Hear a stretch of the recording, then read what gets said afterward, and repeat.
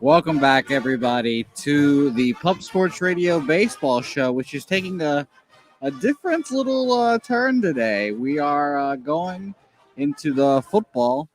And guess what, guys? I'm joined with Andrew Santangelo and Samwise here, and we're going to talk some Oklahoma State football. It is rare when we actually take a whole show and dedicate it to our precious Cowboys, but you know, this is the week to do it, if any week, right, guys?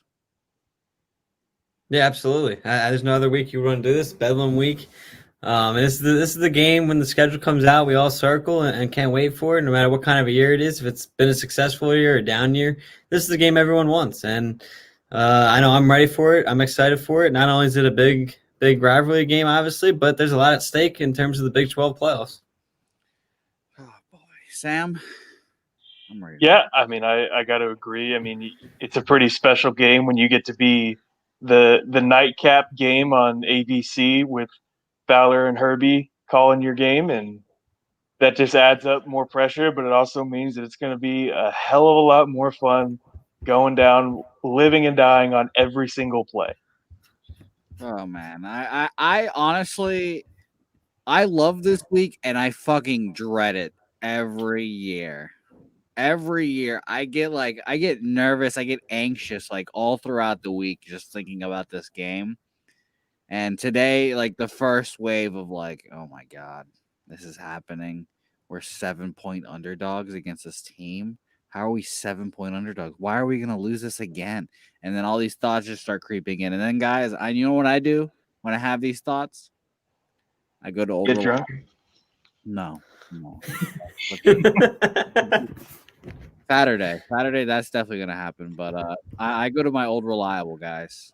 I just pull her out, and I rub her, and I make sure she's okay, and I hold on to her, and I grip her tight, and I know nothing's gonna happen to me. It's gonna be okay. Everything's gonna be all right, guys. We're gonna be fine. I always forget you're one of the paddle people freshman year. Yeah, I'm a paddle person for life, bro. I'm surprised you guys weren't. I would just do it just to get a paddle. I would have purchased a paddle with my good hard funds. We got to do it for a game. I guess Andrew doesn't remember. That was, it was what, the pick game, right? Yeah, it was the game, the rainout delay that we stayed, so we were able to fill in for a little bit. Except for me and our friend Jackson, we got kicked out by people that didn't want to stay out in the rain. The only 3 people on the entire paddle people crew that didn't stay through the rain, they went and hid under the bleachers like everybody else, came back and basically complained their way with their team president to get back onto the paddle squad, even though they gave up their spots. And wow. Well, I'm a cool paddle person. Unfortunately, I did not want to paddle the whole game. Yeah, Andrew. Yeah, I'm not that intense. There's some that are just like extra, but you know, I was pretty chill. Shout out to the gloves I still have from freshman year. You definitely need those gloves. You'll fucking get blisters all over your hands if you don't. So those are your inside secrets of being a paddle person. But yes, I'm going to hold her throughout the whole interview now. So I hope we enjoy this sight. But yeah, we have Bedlam this week, guys. This is what this whole show is going to be dedicated to. Number 14, Oklahoma State versus number 18, Oklahoma. They're 7-point favorites, like I said. The Football Power Index, if you look at your ESPN app, gives Oklahoma State a 25% chance. Oh, that's generous. 25% chance. Hurt my feelings, but you know, yeah. We'll go ahead, Andrew. I was going to say, it's just probably because the way these two teams have kind of gone, and it's going to be recency bias too. And Oklahoma's been able to face Texas Tech and Kansas the last few weeks. So obviously it looks like they're fully back on track, but it's also can be skewed a little bit when you play some of the teams at the bottom of the conference. Yeah, it must be nice to play Kansas. Right? I mean, we got to play Kansas too. So don't act like they get a benefit in the scheduling there. Andrew, that's not the game here, Andrew. We're not here to be friendly towards Oklahoma. I know no Oklahoma fans will be watching this just because of when they click on the screen and they see my face in this battle, they'll be like, nope. Uh, but we're just not biased here. We're just straight down the middle, but we're just not going to be nice to Oklahoma today. That's what I I mean. mean, I literally don't have that ability in my body. I grew up, a family of Longhorns. And for 18 years until I decided to go to OSU, I hated Oklahoma. And then I went to OSU, and guess what? I still got to hate on Oklahoma.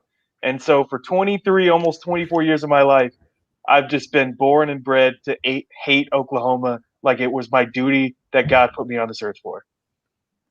Sam, that's a great transition here because before we talk about the game, because there's only so much we can say about the game, because who the fuck knows what's gonna happen? These games are always insane. I'd like to start off with we all went to Oklahoma State once upon a time. Some of us longer than other. Uh, how did we all get there? Let's start there.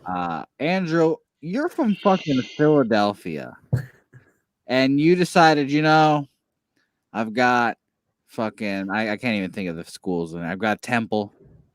I've got all these nice schools. Nova, Yeah, well, I was waiting for Villanova. I mean, I I don't know know how why you, you didn't I go. don't know how you forget about that I one. know why you didn't go to Villanova. could have gone to Rutgers out in You could Jersey. go to Rutgers. You have all these schools, Andrew. I got the Big Five. Yeah. I mean, fuck it. Maybe you were up and Penn go. State. Yeah, you can go up and down the East Coast. But you decided Stillwater, Oklahoma. That's where I'm going to make my bread and butter. How the hell did you end up in Oklahoma State? Well, first, I mean, as many know by now, I'm a big sports fan, so that's always been the passion of mine to kind of go into and work. And Oklahoma State has a very good sports media and management program. So once I started looking at schools, my mom found a camp there for sports media, and we kind of joked around about it at first because of how far it was. And then we said, you know what, I should go out and do it. I've always been a fan of traveling. So that summer, I think after I always forget. I think it was the end of my junior year of high school. I went out to Stillwater for the sports media camp. Met a lot of good people there, from just people at the camp, from workers at Oklahoma State. I got to meet Dave Huntsiker. He was a very nice guy and everything. If you don't know, he's the voice of the Cowboys. And it was a very good experience, from the camp itself to the atmosphere at Oklahoma State to the campus. And honestly, when I left there, I had my mind fully set on Oklahoma State. I applied there and two other schools because it was. Where else did you apply? I applied to Penn State and LaSalle College. Well, LaSalle University. Yeah, I guess you had to apply to LaSalle. Damn, high school. But Penn State, Yeah, you were almost an alien. Man, could you imagine, Sam? Penn I don't want to. Andrew. I don't want to. I don't want to. Gary. I need Andrew in my life. Oh my goodness, that's terrifying. Okay, you, Andrew. But no, yeah. So I applied there. Once I got the acceptance letter back from Oklahoma State, I was set on there. It didn't matter whether I got into LaSalle or Penn State. My mind was set on Oklahoma State, and once I got in, it was there. I was set on it, and because I think that they were the first one to get back to me. So it honestly didn't matter what happened, and yeah. And then I went down to Oklahoma State, went there for 4 years, and found myself back in Oklahoma after graduation. Yeah, good. Sam? Mine's a little different. Good. I had, so I'm the youngest on my mom's side of the family out of all the cousins. And so I had my aunt's two sons that were both, I think one was about to graduate OSU and one was in his like sophomore year, something like that, when I was getting into my senior year of high school. And, I was, once upon a time, I wanted to be a history teacher. That's what my chosen profession was. Fuck yeah. I go through that phase. I definitely wanted to be a history teacher at one point too. Yeah. And so when I was looking around, I was looking for schools that had good teaching programs, and OSU had one, ironically enough, being in Oklahoma, but they had a good teaching program. And so they were on my radar, and I had pretty good grades, and they gave me a decent amount of money, and I basically got like an auto acceptance or something like that. And so it was on my radar, and then I got invited to, I believe it was called Scholars Day. It was in like October of my senior year, and me and my mom went, and it was like 2 days in Stillwater or whatever. And so we went there. We toured the campus, went through all the different programs and stuff like that, and just walking around and just being at, going to different campuses with my brothers before, and knowing what I kind of wanted to do, and kind of already leaning that way. Once I went there, I was like, I'm here.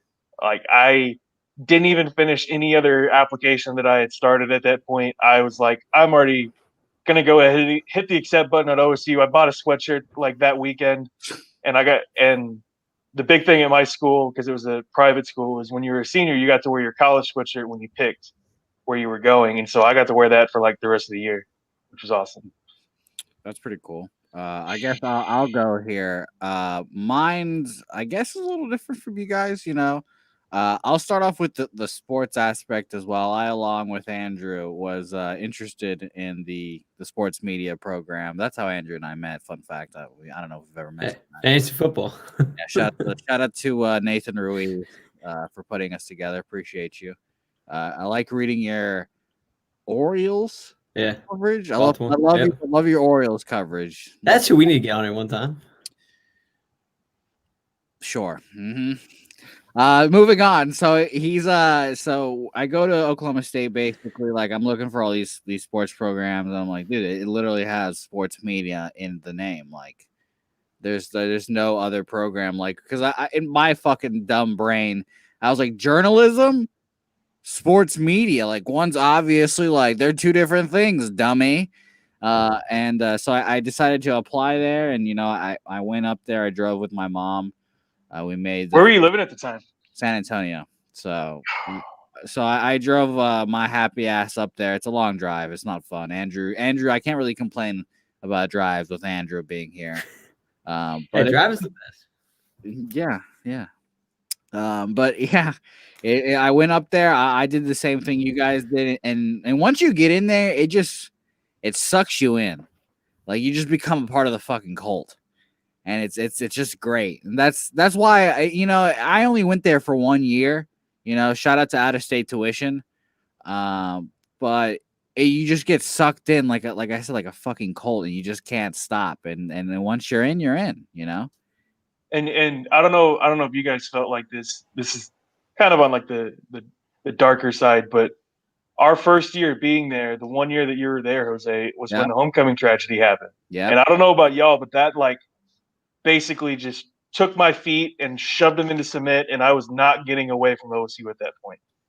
Yeah, no, I definitely feel you. I remember that day too. I remember because ESPN was there. It wasn't even game day. It was ESPN, like, whatever the fuck, their second news. Oh, yeah. The early morning show. Yeah, it was the early morning show. We were there. Yeah. That was an early morning. Yeah, so I was there, but here's the thing: it was so fucking cold.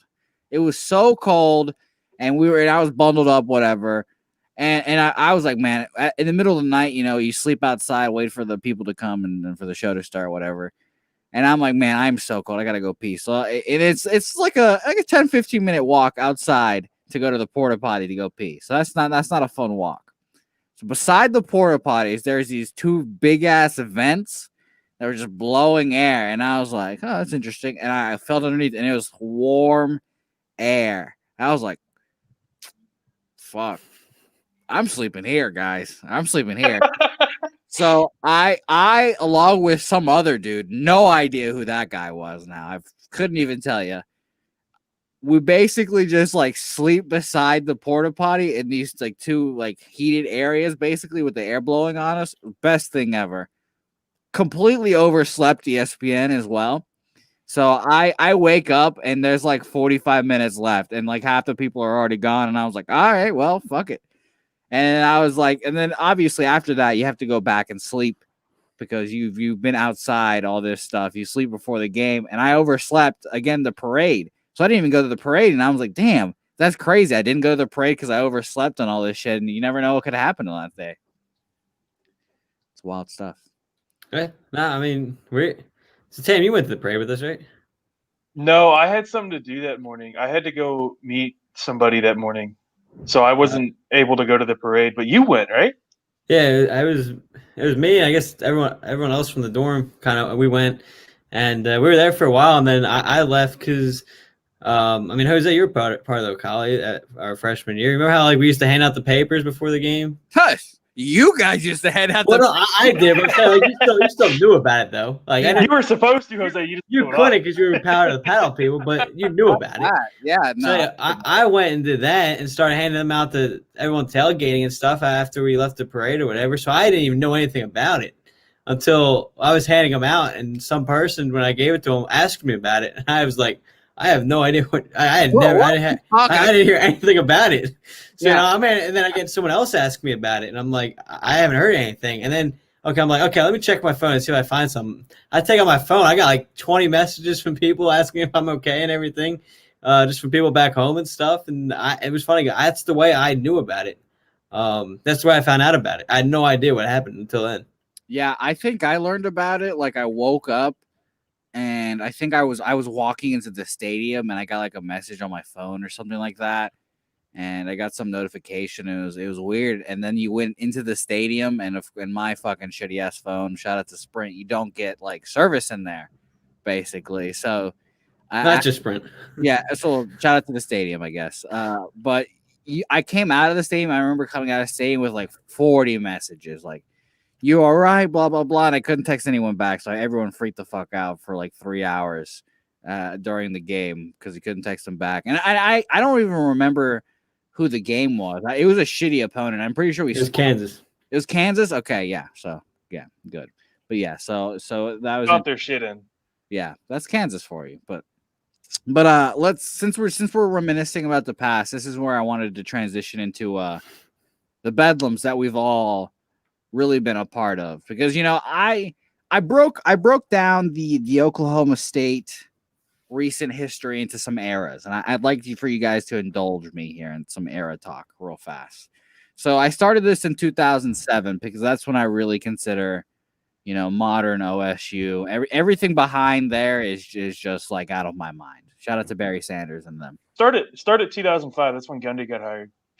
Well, I already started 2007, so there you go. Well, I got scores in front of me if you want those. So 05, we're not even talking about those games. I'm just talking. So 05, Gundy comes in. Shout out to them. We'll call it the Dark Ages. 2007 to 2009, I'm calling it the Zach Robinson and Des Bryant era. Shout out to my baby boy, one of my favorite players in Oklahoma State history, because I knew about this man before I liked Oklahoma State, and because he was an NCAA balling it up. Zach Robinson, my guy, I love him. 2007 to 2009. Then we have 2010 and 11, Brandon Wheaton and Justin Blackman. I think we're all remember that kind of fondly, correct? I mean, we weren't really a part of it, but we got to see it from afar.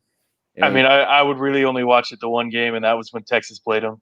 Because at that point, I was still a Texas fan. With Colt McCoy, Jordan Shipley. Sure, shout out to Jordan Shipley. I wonder what Jordan Shipley is. He's definitely coaching somewhere. There's no doubt. He's definitely owning a car dealership somewhere. Man, that's hilarious. Andrew, or selling insurance. Andrew, what were you doing in 2011? Were you? Okay, what was that? Was that what? Were you aware of Oklahoma State's dominance in 2011 here? I mean, a little bit. I wasn't honestly back then, but before I kind of started looking at colleges, I watched it, but I was never like a diehard college football fan. So I mean, yes, I knew. I looked at the scores. I wasn't a hardcore Oklahoma State watcher back in 2011. So honestly, I heard a lot more about it when I went there and hearing it from friends and stuff more than I actually knew. So a lot of the stuff I learned about that season more came from everybody else at OSU than actually that season. Okay, so we're all on the same path here. I think we all started really following Oklahoma State when we went there. So we'll get there in a second. But 10 and 11 is basically the crest of Oklahoma State. Justin Blackman, Brandon Wheaton, the whole deal. Blah blah blah. Shout out to Andrew Luck. In 2011 for me, I was more preoccupied about Virginia Tech being number 5 in the country. And all of that stuff, since I was living in Virginia and I was surrounded by Hokies fans, which is not a good time. Then we have 2012 to 2014. I'm calling those the Dark Ages. We got a lot of Clint Chelf, a lot of J.W. Walsh, some underwear stealing Joseph Randall. We love that. A little bit of Dax Garman. And then in 2014, I'm also this is a kind of a crossover because we got the beginning of the Mason Rudolph era. I think this is now where we all kind of like we're like, oh, Oklahoma State, huh? We all start paying attention because in 2015, that's all of our freshman years, correct? Correct. Okay. Yeah, and at that in 2014, that was the first time I really started paying attention to them because at that point, I had decided I was going to go there. So I was like, okay, I better start learning about their football team. Yeah. Same. I watched a lot of Oklahoma State 2014. Okay. So 2014, that was our first real year watching. I mean, I don't know if that's our favorite Bedlam game of our recent times, but 2014 is our last Bedlam victory that we have. Shout out to Tyreek Hill. I was watching the highlights of the game, and we were down 2 touchdowns, I believe, with 4 minutes left in the game. That was hilarious. I was like, man, Funny story about that. So my uncle, my dad's brother, he went to OU, and he's an alum, and he's a big fan, and he goes to a lot of games, and he was actually at that game oh, that year in good, 2014. good. Left early. They were up 2 touchdowns with 4 minutes, Wow. and he wanted to beat traffic, and it was another bad weather game. I think it was like 30 degrees and raining, and he was like, I'm not sitting in a 2 touchdown lead with 4 minutes to go. And so he leaves, and he doesn't find out that Tyreek runs that punt back until he's in his car listening to the radio. Man, that's fucking brutal. Shout out to Mason though, by the way. If you watch those highlights, Mason looks like fucking Bambi out there, dude. Like he looks so weird and like uncomfortable, and it's so funny just because we watched him basically grow up in front of our faces. It was also so weird seeing him wear number 10. Yeah, it just threw me off. Yeah, I was watching it, and I guess I forgot. I was like, who the fuck is this? And I was like, oh, it's Mason. That's why he's wearing a different jersey. Dax Garmin? I was like, no. Shout out to Dax Garmin, by the way. Forever forgotten. Most underrated QB. Nah, get out of here. My man, Zach Robinson for life. I don't know if he's really underrated, though. So, but let's talk about. So this is the first game I want to talk about. 2015. The 2015 Bedlam, our first Bedlam that we all attended. Fuck, it sucked. It was not a fun game. I was about to say, do we have to talk about it? It was. I have told Andrew this before. We talked about this on another program. I think this was easily one of my least favorite, one of the most like painful sports memories I have. This was. Let me check. This is my paddle year. We were 10-2 that year. We lost to fucking. We lost 10-3. That was before the bowl, but we lost to Baylor when they had like their third string quarterback in. I remember that. I remember being on the field for that game. I was freezing my fucking ass off taking pictures. That sucked. And then Oklahoma comes into town. Game day comes. We've been clamoring for it all year. Game day comes, and we get fucking stomped out by Baker Mayfield. And that's when I was like, wow, this sucks. Bedlam is not fun for us, but we're hooked. We're hooked by them. What are your 2015 memories, guys? You mentioned a cold morning earlier at the last game. Woo! That might have been that was probably a lot colder than that first game. That morning at game day was freezing. It was wintry mix, sleeting, snowing. It was everything. It was probably about high 20s. In terms of temperature, full precipitation, and everything. And you're excited. You're at game day. You're going through all that, and you're getting ready for the game, and you wait it all out. And then obviously it's only gonna get colder as the day goes on because we have the night game. Mm-hmm. So you gotta wait. You get to the gate early to try to get a good spot and everything. So you're basically just waiting the whole day out in the cold, very cold weather. And you get into the game. The game's finally about to get started. And it wasn't even worth it. It was so bad. Do y'all remember why we got stomped in that game? I was close for a while. I watched the highlights again. Yeah. Actually, wait, no, I lied. I haven't watched those highlights. I watched the 2017 highlights. Sorry. Close for a while. We gave up 30 points in the second quarter, and we're down by 24 at halftime. Yeah, I completely forgot. I have not watched these highlights And I think it's because the pain associated with these highlights. And I'm afraid I'll see myself just ruined in the stands. Okay. Well, let me bring some context back into it because I still remember this game pretty well because this is the first game that I brought my parents to. We cut short our Thanksgiving break to come to this game, and That's another thing. I've apologized to them like 10 times for doing that because I feel so bad. You should. The reason we got stomped in this game is like early in the second quarter, Mason re-injured his ankle and just completely couldn't throw, couldn't do anything, couldn't move, and they had to just rely on J.W. Walsh to beat Oklahoma through the air, which if you don't know anything about J.W. Walsh, the only thing that he can beat you in is a 10-yard race, okay? Incredible. It's absolutely incredible. Yeah, I remember that now. I definitely remember the end of the game just seeing a ton of J.W. Walsh, and it was just brutal. You know, Which, I mean, he didn't even do that bad. He threw for 325 yards. I mean, it's where. Yeah, no, I mean, he gave his best effort. Yeah, to me, that game was more on the run game. You couldn't get anything going. The defense didn't show up, and I don't know. Yeah. I also remember from that season that was when we had Ogba, and Ogba's strength was the fact that we had this other elite defensive end on the other side of him, and they couldn't just straight up double Ogba the entire game, like in the earlier parts of the season because of this other guy, but he was hurt. So Oklahoma just had to double Ogba, and we didn't have any pass rush anymore. Ogba was the entire defense as well as I remember. He basically was like, "Hey Ogba, go get the quarterback, get a strip sack for us, please. Thanks."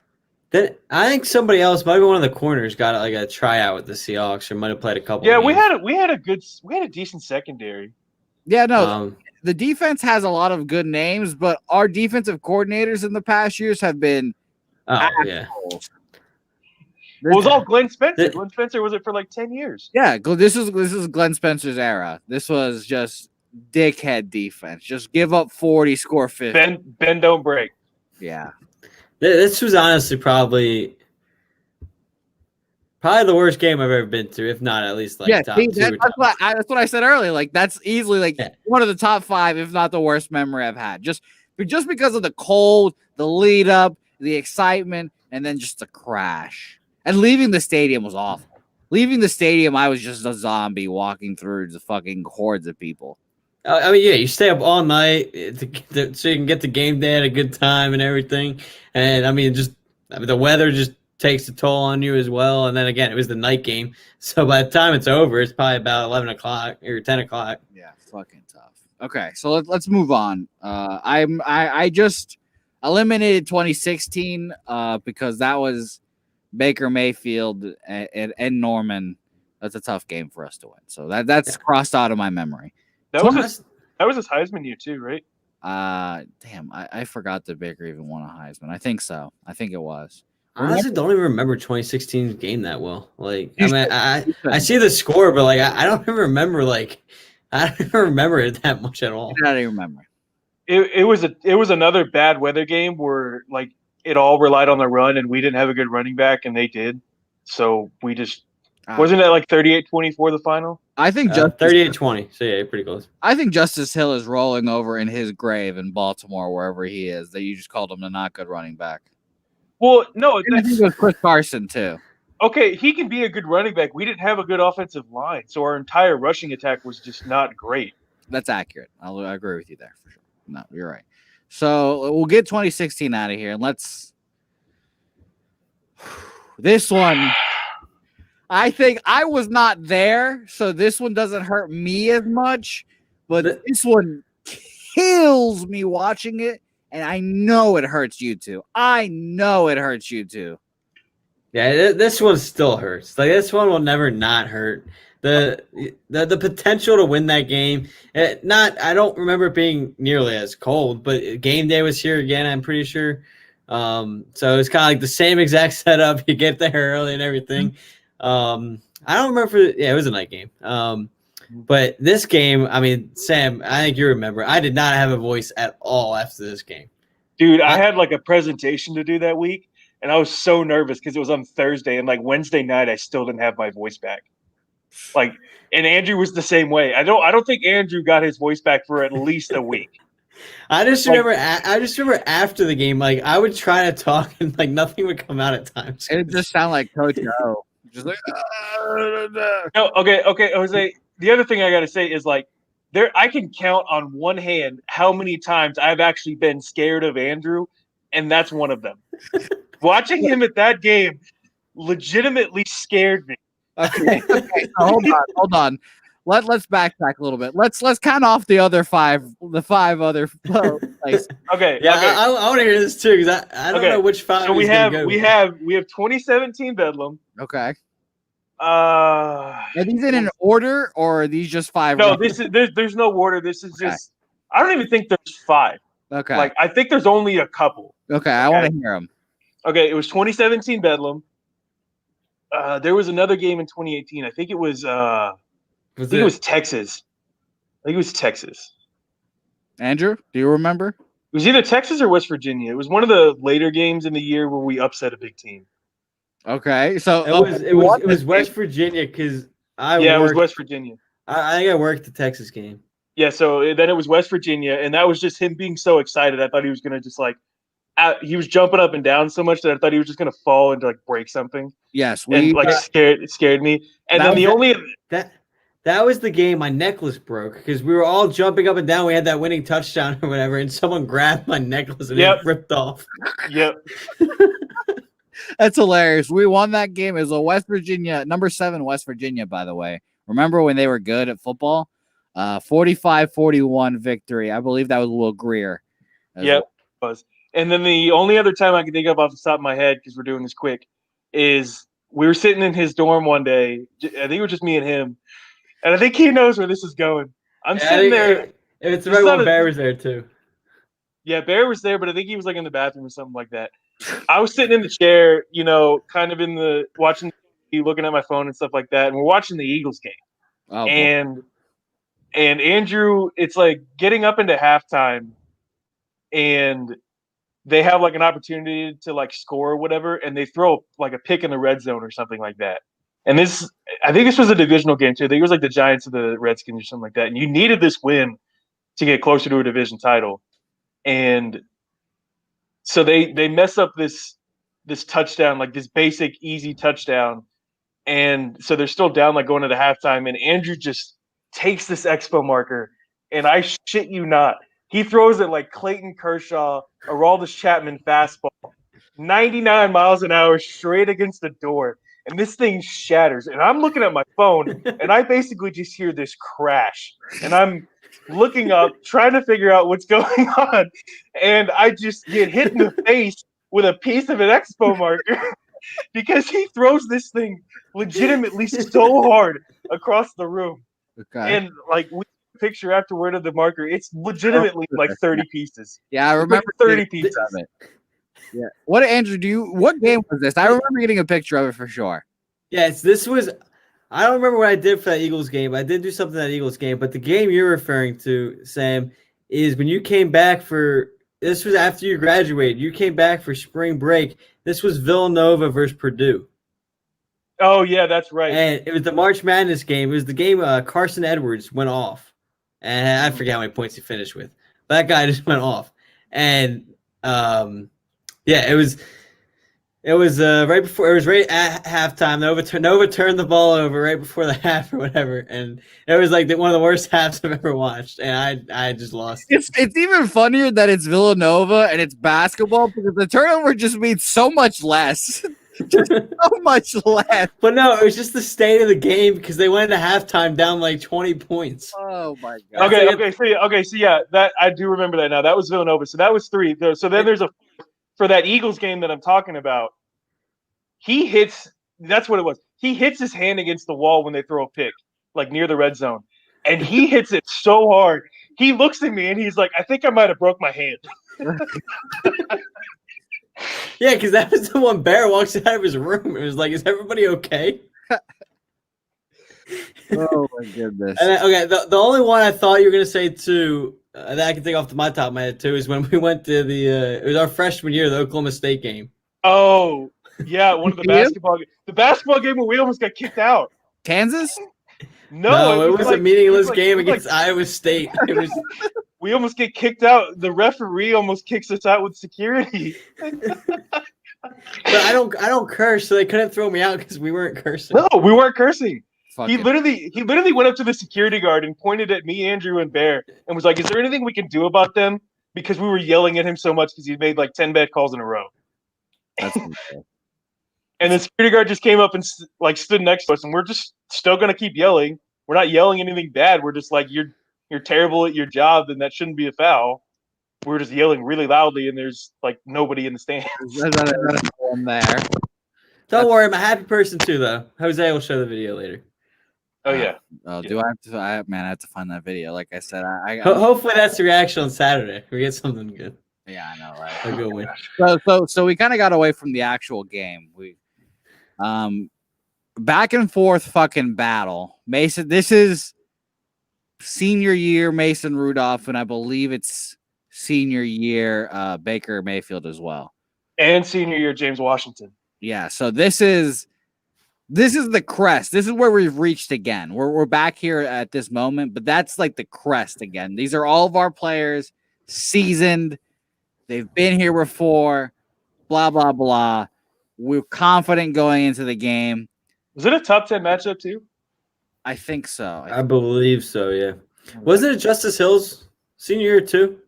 I know we had a big game. I can't remember. No, we had him. Oh, yeah. This would have been his senior year too. It was number 8 Oklahoma versus number 11 Oklahoma State. Okay. So like we said, massive game. This is for the Big 12 championship, basically.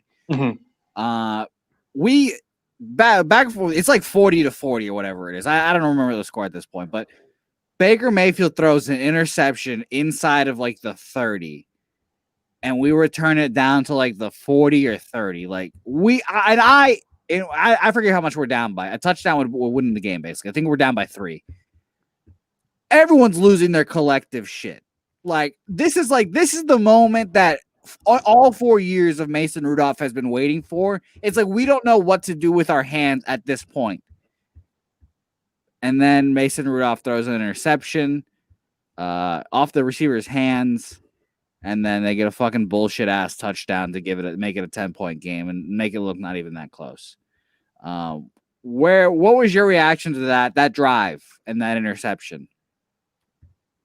Yeah, if I remember correctly too, before the interception, I think we got saved by a penalty, which gave us another shot. Because I think originally Mason missed an open receiver, it might have been Washington, which would have gave us the first down. And then it was like, okay, a penalty saved us. I think it was like 3rd and 10. So I think that made it like it would have been like 3rd and 8 or 4th or 5 or something like that on the 4th down. And then he throws the interception and it just ruined everything. But like once you got the penalty back, it was like, okay, this could be it again, and you get that hope back and everything. And but no, when that interception happened, I don't know if that might have been one of the best atmospheres like at the sports moment there. Like the whole place, you're in the student section, it just goes crazy. And it's amazing how, and Sam, you can vouch for it too. It's amazing how loud that place went to how quiet that place went. Dude, it was when that interception happened. I remember they took a TV timeout right after. And if you've never been to an Oklahoma State game, one of the things that they do when you're at the game is during a TV timeout, like usually sometime in the second half, Pistol Pete brings out this giant shotgun. And I kid you not, it's a legit shotgun. And so this interception happens, and this is like the perfect time to bring out the shotgun. He brings out the shotgun and he fires it off, and I'm looking at him, and it was so loud in that place, you almost couldn't hear the shotgun. And you could hear the shotgun 2 blocks away normally. Yeah. You couldn't hear the shotgun. It was so loud. That's hilarious. So in my head, I was thinking just now. So you said he shot the shotgun. Did he shoot it after the interception? Yeah. So like we got the interception. Oh, so no. So before Mason throws the interception, like when we get the ball. Oh, okay. The Baker Mayfield. Yeah, he's talking about when the place went crazy. Okay. Yeah, when the place went crazy, they took a TV timeout right after. Yeah.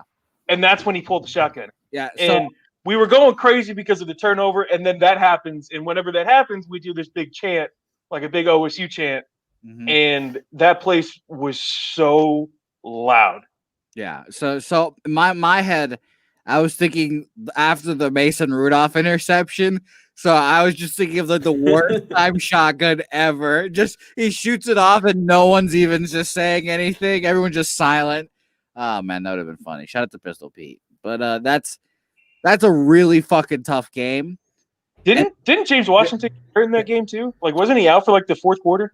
I think so. And I remember as well. I remember us having a chance. Like we had like a touchdown and Mason overthrew it or someone dropped it or something like that too. Yeah, wasn't it McCluskey? Didn't like McCluskey just burn down the sideline? It was something along those lines. I wouldn't be surprised if it was Jalen, especially because James might have been hurt that drive or something like that. But I remember that as well. And it just that pain really just fucking stung. Like it's a pit in your stomach. And just going back and like looking at stats and stuff to see he loses, like Rudolph throws for 448 yards, Justice Hill runs for 228 yards, and you still find a way to lose the game. Like just even going back and looking at the stats is painful.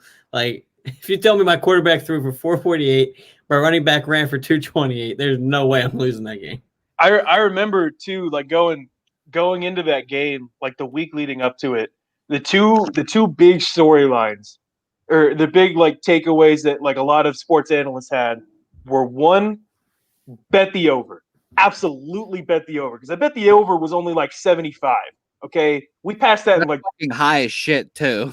Which is high, and we passed that because we get to like 110. Yeah. Okay? And the other thing was this game was going to come down to either A, whoever won the turnover margin, or B, whoever got the ball last. And basically, Oklahoma got the ball last. I mean, and Mason had it, Mason had a chance. That would have, I don't know. He's not above Brandon Whedon, but I think he already is one of the best quarterbacks of all time there, but he would have been really just like top tier. But we realize he doesn't have that clutch gene. So let's talk about 2018, which arguably just as bad as 2017, guys. I watched the highlights again. I don't know if you guys know this or remember. Fucking Taylor Cornelius was a quarterback in our lives prominently at one time. I love corn. Love me some corn dog.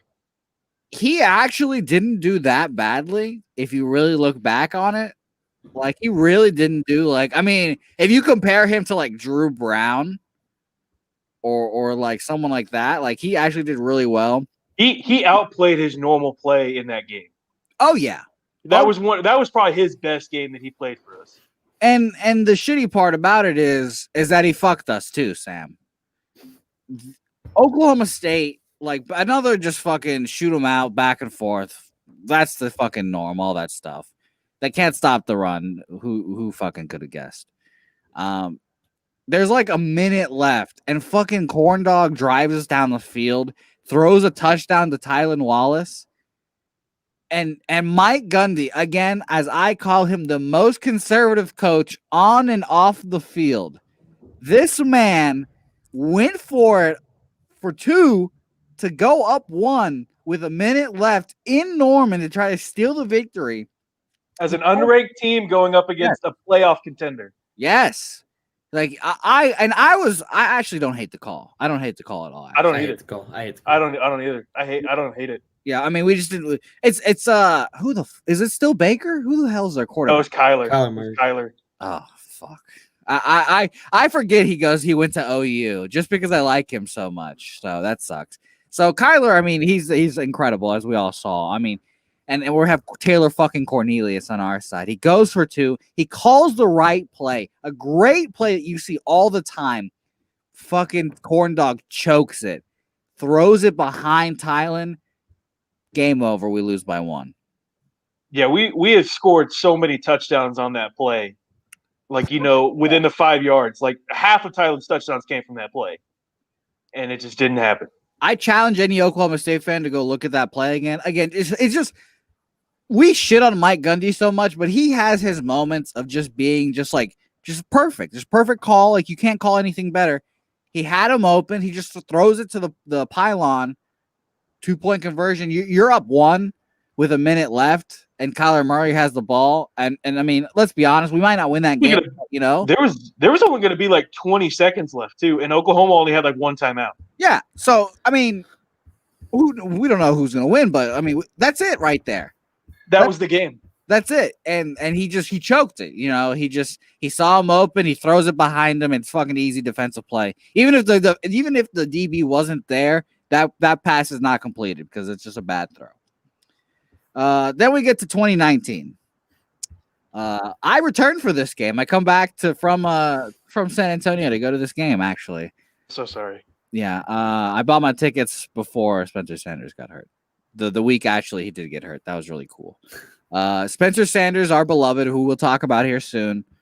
He gets hurt, thumb injury. He gets hurt at some point in the year. I forget what game exactly. Which then we get the Hawaii transfer, Drew Brown. What are your Drew Brown memories, guys? He existed. Okay. I do. Okay. I'll give him. Go ahead, Andrew. I was just gonna say not consistent. At times it looked like okay, maybe he can do something, and then other times it looked like he never played the position before. So like I mean I don't know. It looked like maybe a different start at another place where he kind of could have developed. Well, he was like a junior senior transfer from Hawaii, so there was no more developing he would be doing. Well, that's what I'm saying. If he started somewhere else. Hey, don't slam Hawaii's good name. Hawaii is a great program. Okay, my bad. I forgot. I forgot. Go ahead, Sam. I was gonna say the only other good memory I have of him was it was like the week before.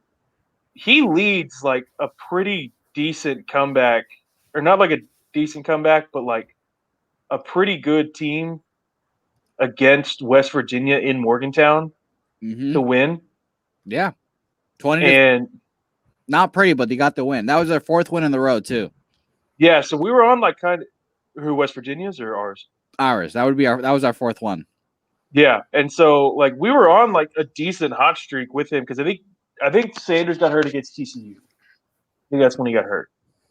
But I remember like we were down like late against West Virginia, and Drew Brown like just looked calm, cool, collected for the first time and the only time against anybody at Oklahoma State that wasn't like Central Arkansas.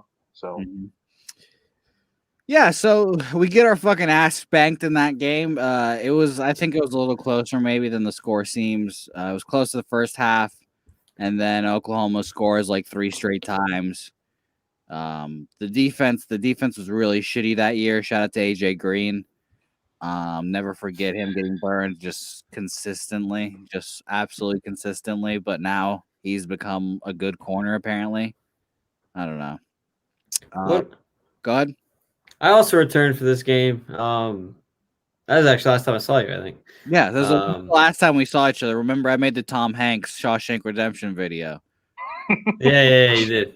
Yeah. That was fun fact. Also, since I was a Powder person, I'd never been to a tailgate at Oklahoma State, and that was the first tailgate I've ever been to.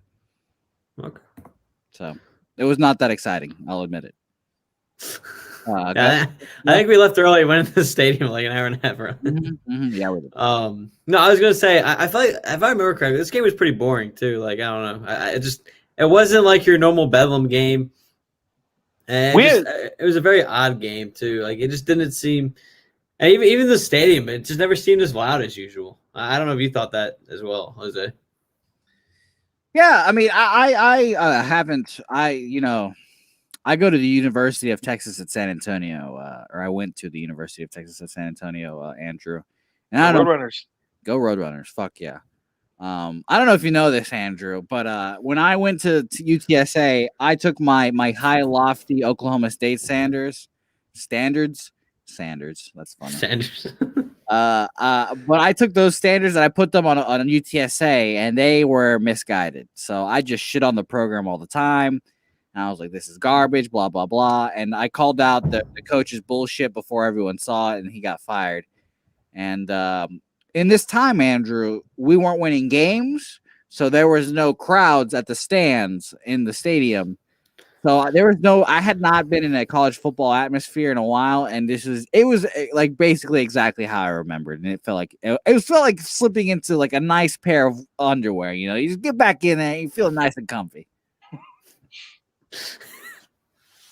All right. So we get our ass spanked. Shout out to Jalen Hurts.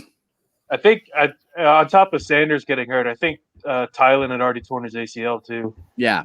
So Yeah, It was literally it was Chuba Hubbard against the Oklahoma Sooners, and that we're not going to win. and we know how that ends. Yeah. So now we're here. We've come all the way to 2020. And like I mentioned earlier, I think it's kind of one of those like pinnacle points for Oklahoma State in their cycle. You know, we went through the Mason Rudolph cycle. 2017 was the peak. Couldn't get it done then. Now, Spencer is young. Spencer Sanders, our quarterback. He's young, but everyone around him is graduating or going to the NFL. Fucking Chuba Hubbard, Gonzo after this year. One of the better running backs in Oklahoma State history. Tylan Wallace, gone for sure. The defense has been, I think this is the best defense that Oklahoma State's had since we've been all following Oklahoma State. I think we can agree with that. Without question. Yeah, it's the best since 2011. And now in Oklahoma, for fucking once in the last 6 years, these assholes don't have a Heisman quarterback or a number 1 overall pick at quarterback. This is the first time. Lincoln's a great coach, but Spencer Rattler fucking stinks. And he's a freshman. He'll probably get better and shove it down my throat later. Yeah, redshirt sophomore. This is like his 3rd year there. Yeah, he's a redshirt freshman. For sure. I'm pretty sure he's a redshirt freshman. So this is his 2nd year. I thought he was supposed to start last year, and then they got Jalen Hurts. Yeah. Yeah, I thought that as well. Yeah. That's why he took his redshirt year. Well, no, I thought he was there with Kyler too. Oh shit. Well, whatever he is, he feels like he's been there for a long fucking time. I've heard about Spencer Rattler for a long time just because of his name. And he struggled this year, and he's been a freshman or sophomore, whatever he is. This is his first year starting. And this is the most vulnerable Oklahoma's been. This is one of the better teams in Oklahoma State history, but Oklahoma State comes in this game playing like dog shit. The season has not gone in the way we all expected it. Spencer Sanders has been in and out of the lineup. The offensive line has been very bad and very injured at times. And that has all led to Oklahoma somehow being a 7-point favorite, guys. Yeah, it's going to be an interesting game. As you mentioned, I don't think both teams are where they want to be at. From terms of Rattler's struggles, terms of Sanders' struggles. I think it's been a down year for Hubbard. Obviously he's had some solid games, but I don't think it's where he wants to be either. In terms of the season, I think he would have expected himself to have a little more production. He was supposed to be the Heisman winner. What was that? He was supposed to be in the Heisman winner candidate discussion, and it's far from that. Not even close. And it doesn't help. Oklahoma State, I'm sure OU has too. I don't obviously follow them as close as Oklahoma State, but in terms of injuries, we've had battles from our offensive line and other spots as well. So losing some key offensive linemen, as we've been down 2 of our best since I think it was opener, maybe the 2nd game. I'm pretty sure it was the Tulsa game they got hurt. So that hasn't helped in terms of the run game and even some of the pocket protection for Sanders. So it kind of spun in a different direction. Luckily, as you mentioned, the defense has kept us afloat so far and has hung in there. And I mean, honestly, it's probably one of some key spots here that we never would have expected coming into the year. I mean, I feel like we've been saying thank you to the defense more than ever, more times this year than the last couple of years combined. So I think that's the way this game's going to have to go. I think this could be similar to last year's score-wise, like one of the lower scoring Bedlam games that we've seen. And that's what you're going to have to do to win this game. Yeah. I think this will be your 60-50 quintessential Bedlam game. I definitely don't think we're going to get that. Sam, I would love to hear one aspect or one thing that you think needs to happen for Oklahoma State to come away with the Dubski on Saturday. We absolutely have to win the turnover battle. We cannot afford another game like Texas where Sanders throws it away for 2 interceptions, gets a sack fumble, and then we have another LD Brown fumble while not getting some of our own. It just can't happen. Texas is not as good as Oklahoma. Oklahoma is better than them in many aspects of the game of football. And so if you give them even 1 inch, they are going to just pounce on it. And as a lifelong, Sooner hater, that's not an easy task. They have this thing that I call with my dad. It's called Sooner Magic. And I don't know if you guys have ever watched Oklahoma and play other games in other sports. It doesn't matter. Yeah.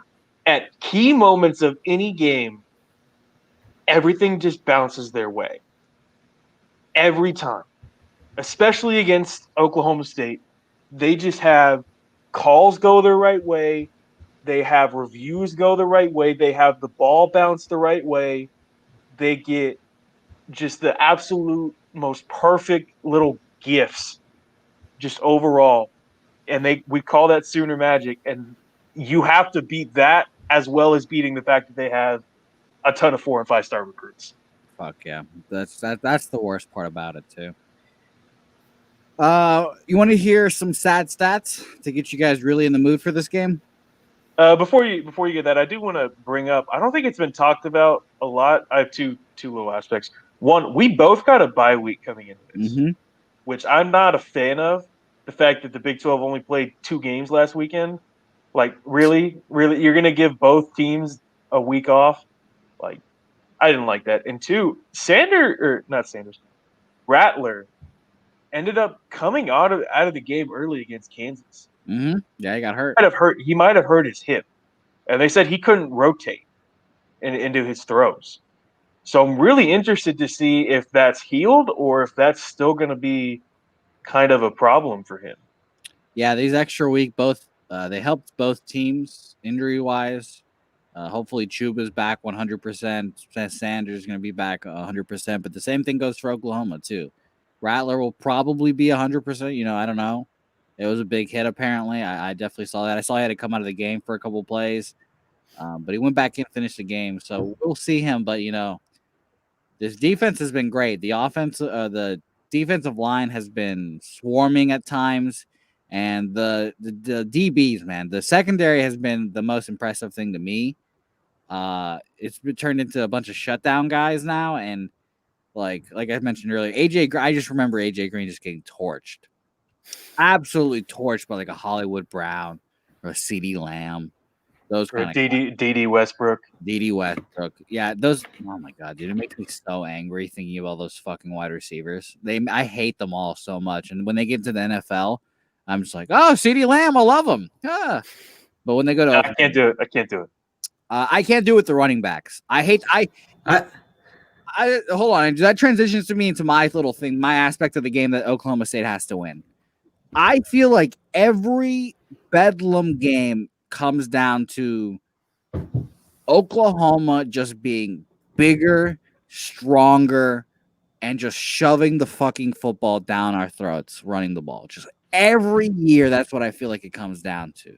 Whether it's like Rodney Anderson, Samaje Perine, Joe Mixon, whoever it is, they just had fucking bodies, and they just bigger, stronger, faster, just getting past us every time. They just run the ball so well. It feels like every time they run for 200 yards. And if Oklahoma State's defense, which is okay against the run, it's like I said, good this whole year. If they can just limit the run and make Spencer throw, I think they have a good chance of winning. Yeah, I agree with that. And one thing I think benefits and backs that up for this game would be the fact of how well LD Brown has played too. So like if they can really get both of Hubbard and Brown going early on, because as you mentioned, that's how he's been beating us the last couple of years, is kind of running the ball. And they never really did it with one back. Like it seems like they always had 2 different running backs that they'd always have get close to 100 yards, if not more than 100 yards. And I think this year, like we really have 2, and not that we didn't have other kind of in the backfield running backs that kind of could go out better receiving wise, like Justice Hill at times. That's the way he's more used in the NFL now. But like this year, we actually have 2 like pounding running backs that will like have a chance to break free for a big run, or have a chance to fight for an extra 2 or 3 yards for a first down. And I think that's one area that we haven't had in the past is like two fantastic running backs like that. I definitely love me some LD Brown. He's a good change of pace. Chuba has struggled this year. I mean, this is definitely not the year we expected from him. He's been kind of hurt, so I don't know. But the offensive line is really the thing that's been killing him.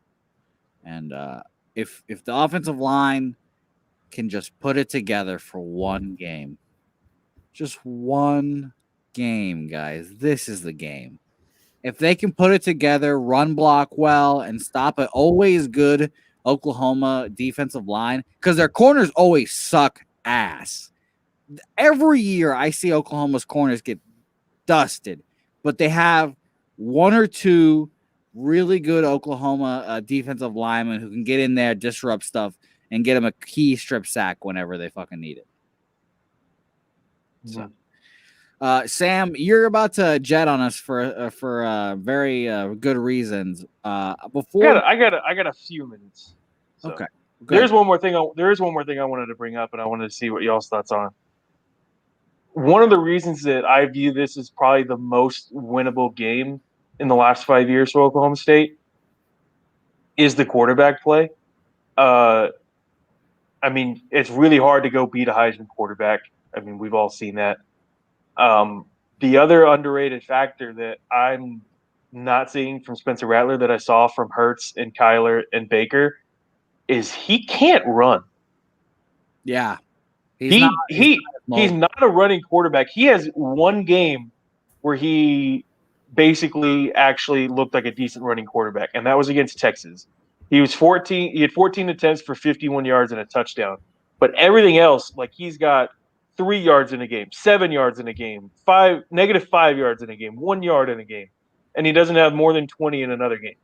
And the reason why we always got beat was because whenever we would stuff 8 in the box to stop the run, they would just call a bootleg and either beat us with the pass on the bootleg, or Kyler would run it for 20 yards. And he would just out-scramble everybody. And all three of them could do that. I don't see Spencer Rattler doing that. I agree with you. I couldn't agree with you more. Let's do you guys have any more thoughts on the game? Any more points you want to hit on about this particular game? Anything? Do we know what the weather's going to be?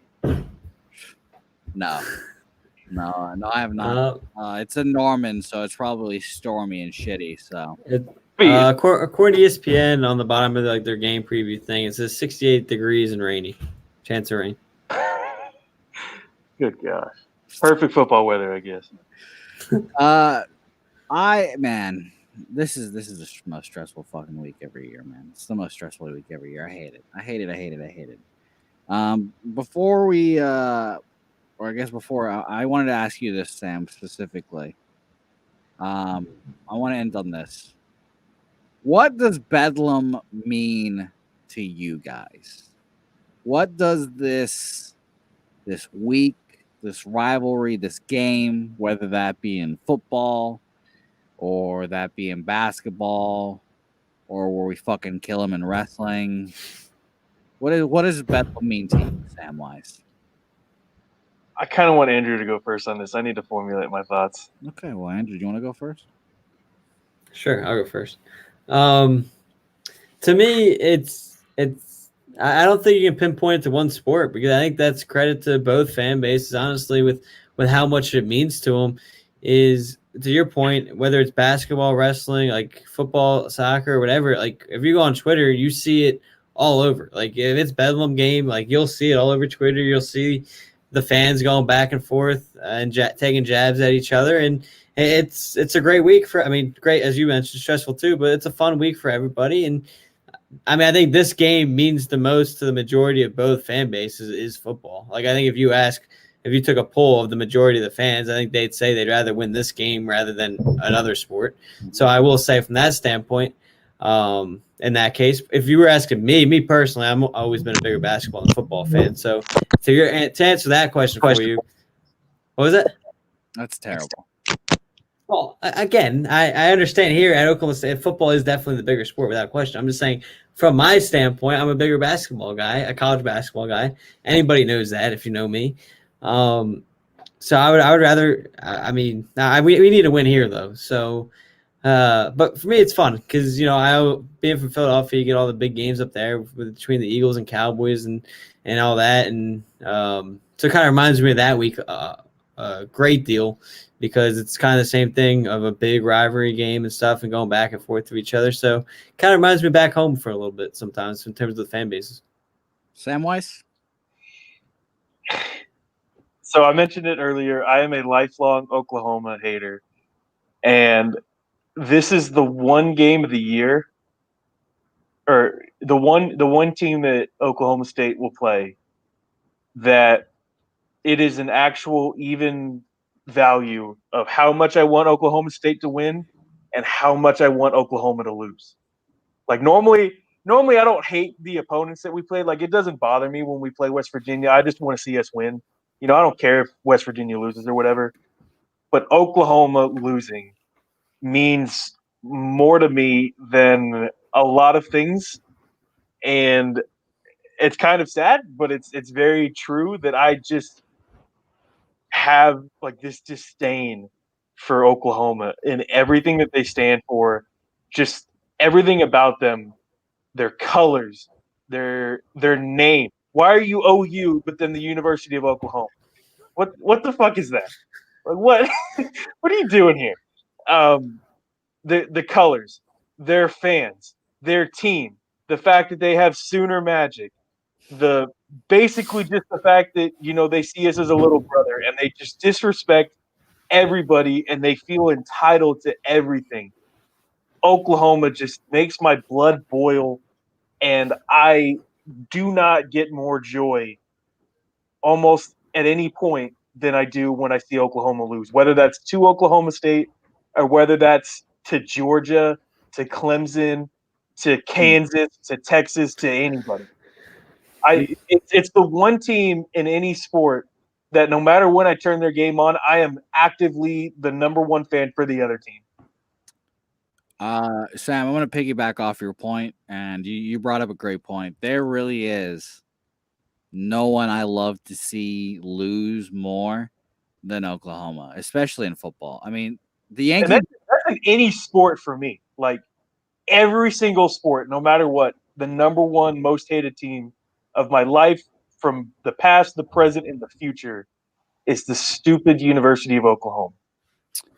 So I need to get this on record. Would you rather see an Oakland A's World Series championship than a University of Oklahoma title?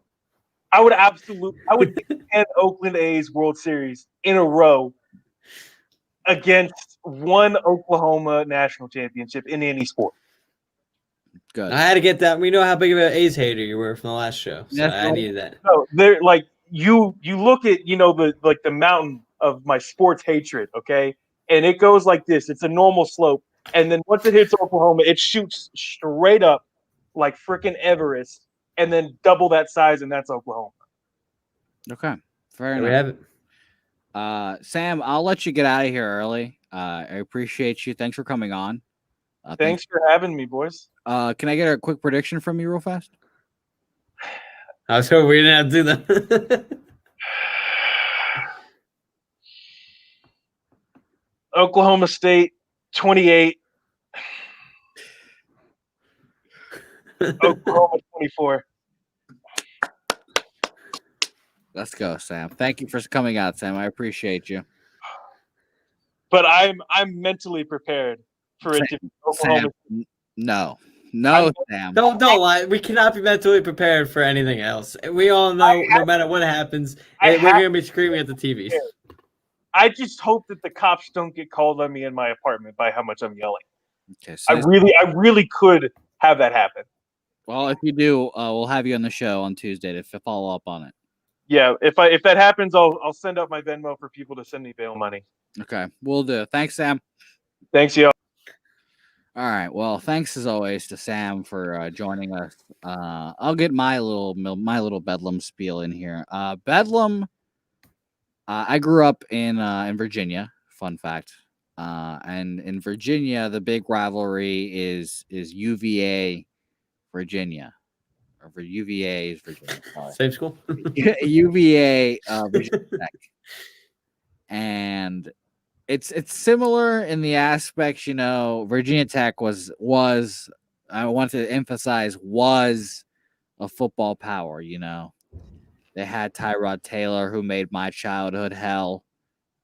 They were always just on top. Frank Beamer, they always found something. Just Michael Vick. Michael Vick was a little and too close to our birth, Andrew, unfortunately. But Michael Vick good. I like Michael Vick actually.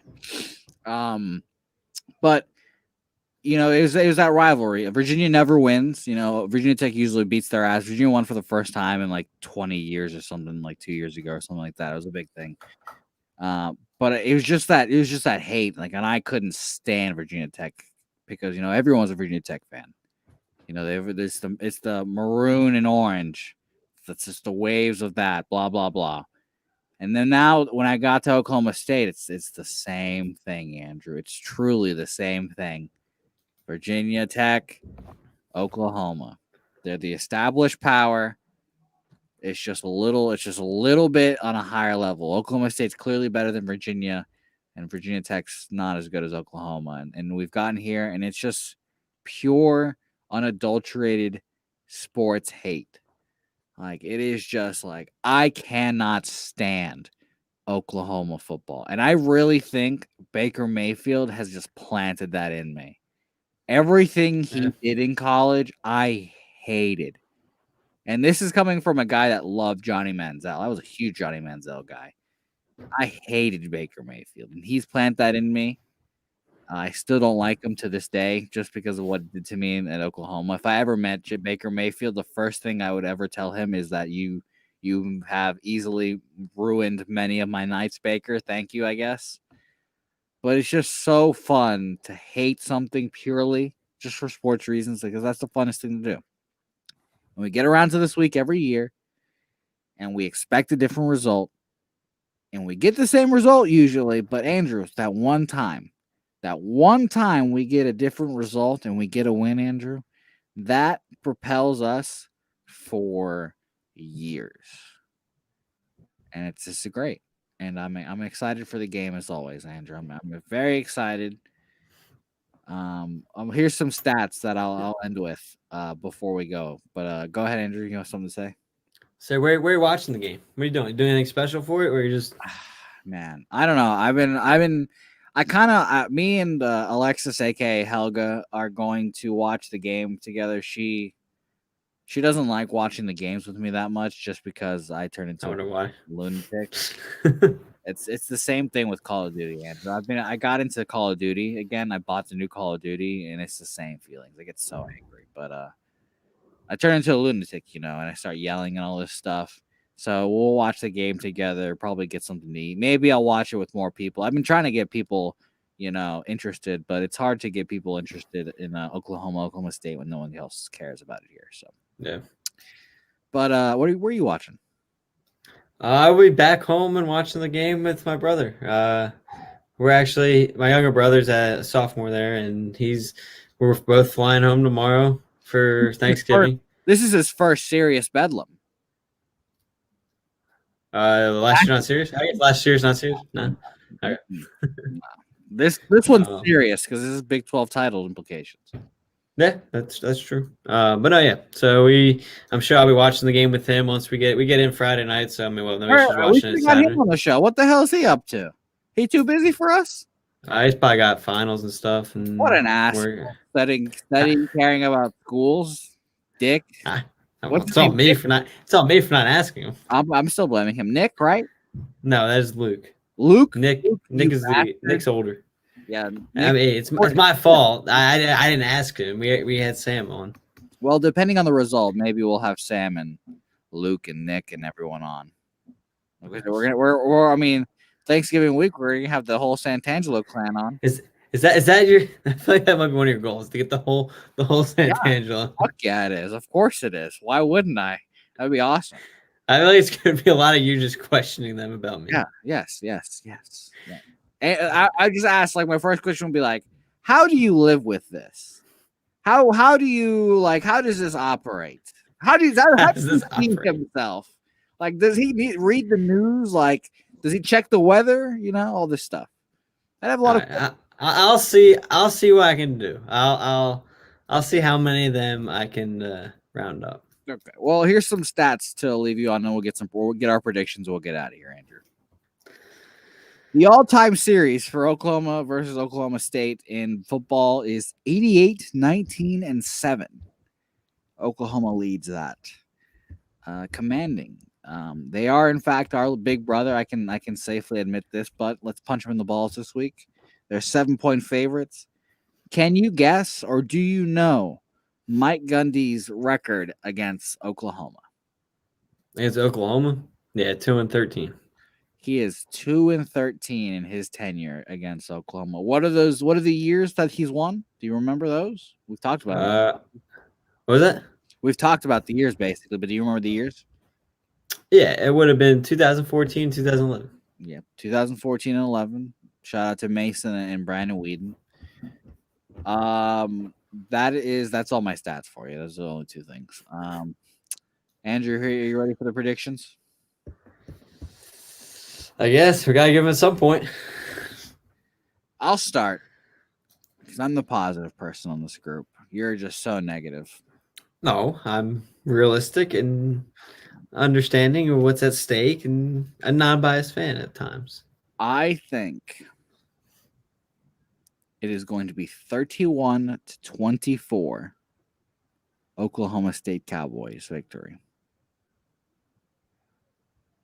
31-24. So I didn't know if you were following up with anything. No, just leave it there. Chuba Hubbard over 100 yards. Tylan Wallace over 150 yards. All right, I'm a little worried about Wallace after last game. I hope I don't know what's going on. About Chuba, that motherfucker fumbles more than anything now. He scares. Well, I mean, Wallace didn't even play a snap and was on for the onside kick. But hey, that bye week, I'm gonna go ahead and assume everyone's healthy because of the bye week. I'll be surprised. It's a big assumption there. Yeah, it is. You're wait, what did you score? 31-24? So that'd be what? 55 points? So you're going under two? Guess so, yeah. What's the over under? 57? It's 59.5. 59. Yeah, I'd go under for sure. That's the Bedlam reputation more than Bedlam actuality. Yeah. And then, as you mentioned, 7-point favorite for OU. Did you see the money line on top of that? Yeah, it's like plus minus 260 for OU. Yeah, plus 215-ish for Oklahoma State. I mean, Andrew, I as soon as the line came out, I was already just fucking grossed out. It was Oklahoma minus 10 to start off with.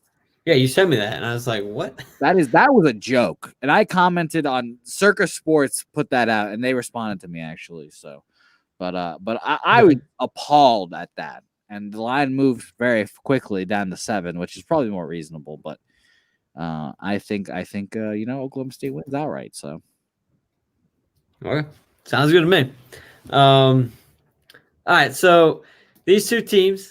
OSU comes in at 14. OU comes in at 18.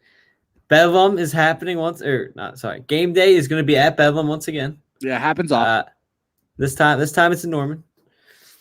I'm honestly worried. I'm gonna be honest. I'm worried. I don't know how you can't be. If we look at the trajectory of these two teams, it's kind of like similar seasons in terms of up and down. No consistency towards anything. And as I mentioned before, I don't know where I want to go with this one yet, but I'm gonna lean in the direction because we were talking about it. I'll go Hubbard and Brown get the job done. I think this game is going to turn. I think if this turns into a shootout, we're done for. I don't think we can put up points with OU. If I'm being honest, I think Sanders is just making too many of the same mistakes we've seen in the past. So I think you have to win more of a defensive game here, which I think that's what's going to come in big here. I think Oklahoma State wins the game because of turnovers they create from Rattler, and I think they pick him off. I'm going to say that they get 3 interceptions in this game off Rattler because of the defensive line getting the pressure. Beautiful. So give me Give me Oklahoma State 24-17. No. 24-20. Wow, beautiful. As the alma mater plays, Andrew, beautiful that you decided to come to the right side. Andrew, we've done it. We're here now. We've done the show. A couple more days, and Bedlam will be here, Andrew. Are you actually going to text me during the game, or are you going to go into your shell? What do you mean? I text you all the time. No, you don't. You don't text I might me. not. I might not respond in 2 seconds, but I respond in 20 minutes. Well, that's the issue, Andrew. You need to be quicker. But see, the difference between texting during an Oklahoma State game and Eagles game is we're on the same page on the Oklahoma State game and have a conversation. When it's the Eagles, you just text me something making fun of them, so I don't feel the need. So I don't feel the need to respond to it until after the game, or at times, because it's like, why am I trying to get myself into this during the game? No. I never make fun of the Eagles. I'm always rooting for Doug. I'm just confused at some points. I just Then ask a question. Don't make fun of them. I never. Hey, hopefully we can take down Baker too. Make OU even worse this weekend. Yeah, hopefully. Well, Andrew, that's going to conclude this week's episode of the Pub Sports Radio Baseball Show. I'm going to pee my pants. I'm glad that we got this nice long episode in. It's been fun, Andrew. Thanks as always. We'll be back on Tuesday next week. Thanks for coming out, everyone. Andrew, do you have anything to plug before we head out? AJ_Santangelo is my Twitter. Philly_sports now. At ANYP Phillies. The other podcasts I can jump on, and go Pokes. Yeah, go Pokes. We'll see everyone next week.